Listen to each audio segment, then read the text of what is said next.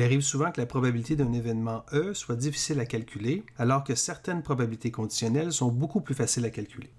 La formule des probabilités totales permet de représenter la probabilité P de E sous la forme d'une moyenne pondérée de probabilités conditionnelles. Donc, il s'agit d'un outil très utile, particulièrement pour la formule de Bayes. Donc, dans cette capsule vidéo, nous allons présenter la formule des probabilités totales, ainsi que sa démonstration.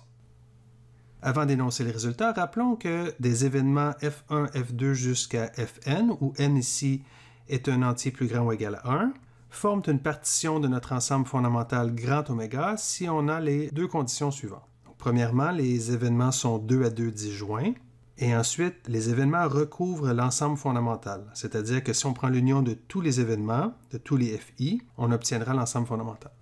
Donc, je vous rappelle également que la définition serait aussi valide si on avait une suite d'événements, c'est-à-dire si le n est en fait égal à l'infini. Et rappelons également que si E est un événement et si les FI forment une partition de grand oméga, alors il est possible d'exprimer notre événement sous la forme suivante. Et ce qu'il est important de noter ici, c'est qu'il s'agit en fait d'une union qui est disjointe. Nous sommes maintenant prêts à énoncer la formule des probabilités totales. Si E est un événement et si les événements FI forment une partition de notre ensemble fondamental grand oméga, alors la probabilité de E pourra s'écrire comme la somme suivante.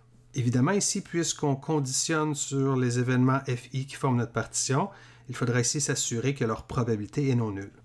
J'aimerais porter à votre attention qu'en particulier, si notre partition est formée de seulement deux événements, donc disons un certain événement F et un deuxième événement qui en fait est le complément, donc j'ai bel et bien une partition. Évidemment, ces deux événements sont 2 à 2 disjoints et recouvrent l'ensemble fondamental, ce qui nous permettrait donc d'écrire la probabilité de E de la façon suivante. Voici maintenant la démonstration. Donc, nous allons utiliser la première relation que nous avons indiquée plus tôt, c'est-à-dire que l'événement E peut être écrit de la façon suivante. Et donc, puisque j'ai l'égalité des événements, j'ai aussi l'égalité des probabilités. Et là, je sais que l'union à l'intérieur de ma probabilité est en fait une union qui est disjointe. Par l'additivité de la mesure de probabilité, je peux écrire.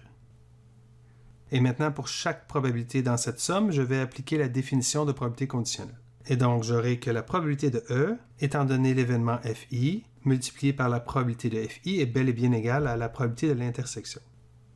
Ce qui termine tout simplement la preuve de la formule des probabilités totales.